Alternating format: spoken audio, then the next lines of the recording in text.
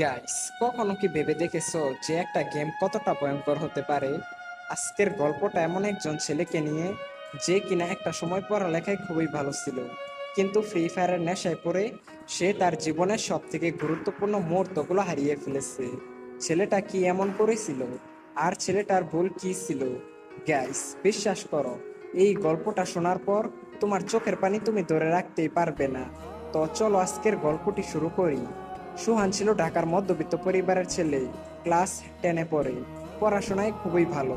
প্রতিবার স্কুলের পরীক্ষায় প্রথম থেকে পঞ্চমের মধ্যে তার রোল থাকতো। বাবা ছিলেন ব্যাংকের অ্যাকাউন্টেন্ট, আর মা হলেন গৃহিণী। তাদের পরিবারটা আনন্দ এবং খুশি দিয়ে ভরা ছিল। প্রতিদিনের মতো আজকেও সুহান তার স্কুলে যায়। স্কুলের বন্ধু রিয়াদ এসে বলল, দোস্ত, তুই কি ফ্রি ফায়ার খেলিস? সুহান মাথা নাড়িয়ে বলল, না বন্ধু, এই গেমটার নাম অনেক শুনেছি, কিন্তু কখনোই খেলা হয় নাই। এরপর রিয়াদ সোহানকে বলল, আরে ভাই, এই গেমটা একবার খেললে তুই যে কোন দুনিয়াতে হারিয়ে যাবি সেটা তুই নিজেই বলতে পারবি না। একবার গেমটা খেলা শুরু করলে আর কখনোই ছাড়তে পারবি না। এরপর রিয়াদ নিজের মোবাইলে গেমটা ওপেন করে সোহানকে দেখালো। গেমের সুন্দর লবি, গুলি চালানোর আওয়াজ আর গ্রাফিক্স সব মিলিয়ে সোহানের ভিতরে গেমটা খেলার জন্য এক ধরনের উত্তেজনা সৃষ্টি হয়। তারপর স্কুল শেষ করে বাসায় আসার পর সুহান তার বাবার মোবাইলে গেমটা ডাউনলোড করলো। এরপর থেকেই সুহান মাঝে মধ্যে ফ্রি ফায়ার গেমটা খেলতো। প্রতিদিন আধা ঘন্টা থেকে 1 ঘন্টার মতো গেমের দুনিয়াতে হারিয়ে যেত। শুরুর দিকে সুহান তেমন একটা ভালো খেলতে পারতো না, বারবার খালি মারা যেত। কিন্তু গেমের লবিতে দাঁড়িয়ে থেকে অপেক্ষা করা, টিম মেম্বারদের সাথে কথা বলা, এসব তাকে গেমের ভিতরেই ধরে রাখতো। সুহানের জীবন তখন অনেকটাই স্বাভাবিক ছিল। স্কুল থেকে বাসায় আসার পর হালকা পড়াশোনা, পরিবারের সঙ্গে সময় কাটানো, মাঝে মাঝে বন্ধুদের সঙ্গে মাঠে ফুটবল খেলা, এসবই ছিল তার নিত্যদিনের কাজ। প্রথম দিকে গেম খেলাটা ছিল শুধুমাত্র বিনোদনের জন্য, কিন্তু সময়ের সাথে সাথে গেমের প্রতি আগ্রহ দ্রুত বেড়ে গেল। রাতের বেলা মা ডাকলে সে বিরক্ত হতো, এই তো মা, শেষ ম্যাচ। কিন্তু সেই শেষ ম্যাচ আর শেষ হতো না। আর আস্তে আস্তে সোয়ানের খেলার সময় বাড়তে লাগলো। 1 ঘন্টা থেকে 2 ঘন্টা, তারপর 3 ঘন্টা। গেমের প্রতি আগ্রহ এতটাই বেড়ে গেল যে সময় কোন দিক দিয়ে যাচ্ছে সেটা সে বুঝতেই পারতো না। প্রথম দিকে সে বলতো কিছুদিন গেম খেলে তারপরে গেম খেলা কমিয়ে দিব, কিন্তু তার কথা মতো না হয়ে গেম খেলার সময় আরো বেড়ে গেল। স্কুলে ক্লাসে সে মনোযোগ দিতে পারতো না। বই খুলে ফ্রি ফায়ারের ম্যাপ দেখতে পারতো, বইয়ের মধ্যে চোখ থাকলেও মনোযোগ পড়াশোনায় থাকতো না।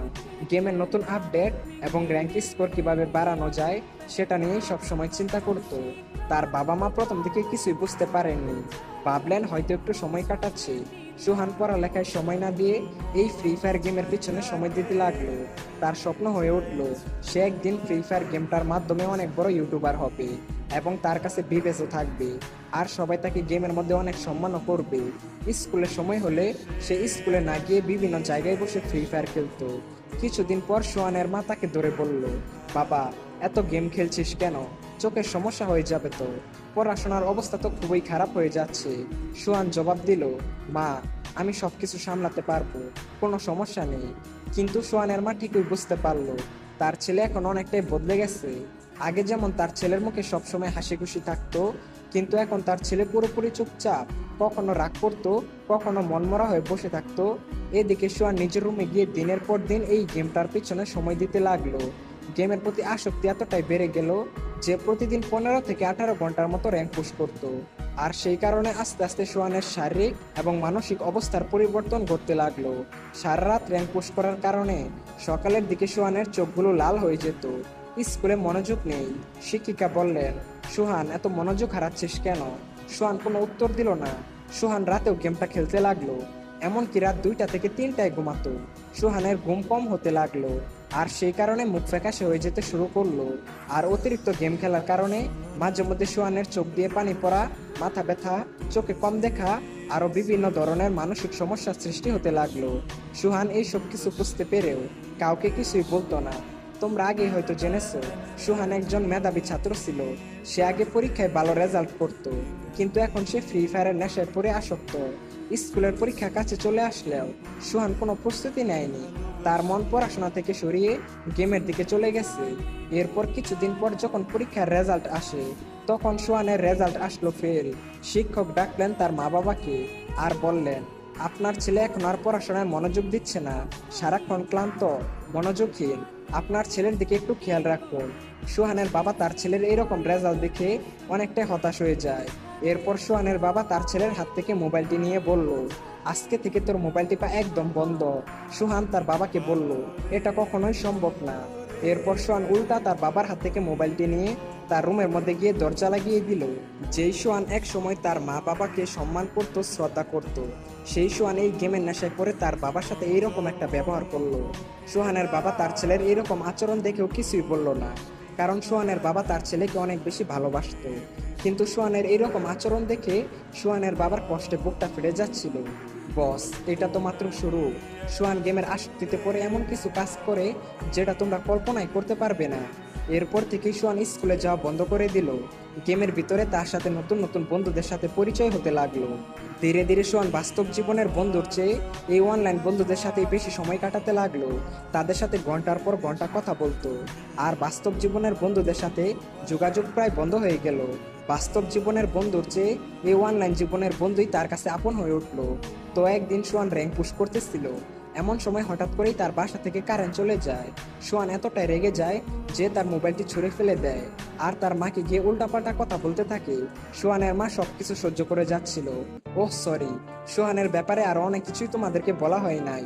সোহানের ভাত খাওয়ার সময় হলে সে চামচ দিয়ে ভাত খেত, এমনকি বাথরুমে গেলেও মোবাইল হাতে করে নিয়ে যেত।